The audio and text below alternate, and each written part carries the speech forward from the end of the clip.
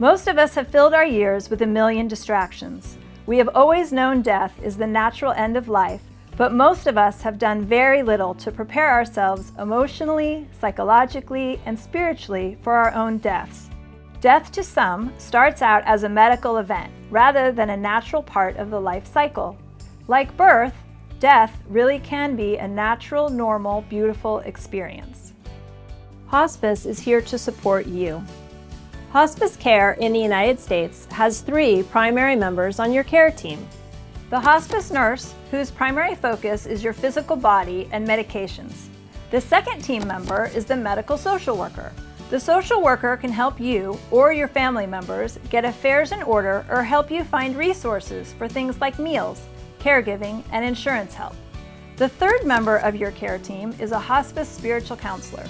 There can be a lot of confusion about spiritual care, but the main thing you need to know is that all 3 of us work very closely together to make sure you are supported. The primary role of a hospice spiritual counselor is to support you, not your illness and not your body.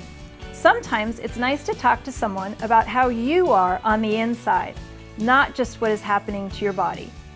Some patients have found it very helpful to spend time with another person who has spent time with others during the end-of-life process.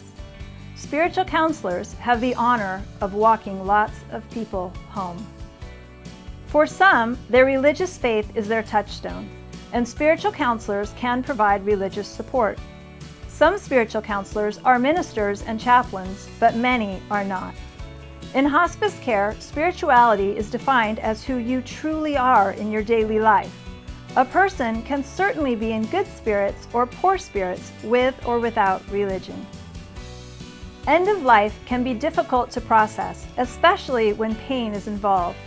Most people do not fear death so much as they fear unrelieved pain and being alone with their suffering. That's where a spiritual counselor comes in. A spiritual counselor seeks to assist people in seeing their present spiritual opportunity, whether through the lens of religious faith, if that suits you, or a generalized faith in who you are and why you are here. At hospice, we understand pain as an unpleasant sensory and emotional experience. For example, when you smash your thumb with a hammer, you cause tissue damage. That hurts. That is pain. Suffering occurs when you assign meaning to that experience of physical or emotional pain. The story you're telling yourself about why you hit your thumb with a hammer is suffering. It doesn't matter if it's a hammer, cancer, or your lungs. That story of suffering is how a hospice spiritual counselor can support you. That is the part of your journey you do have control over. The primary focus of a hospice spiritual counselor is to help people navigate through their suffering. There is always healing there.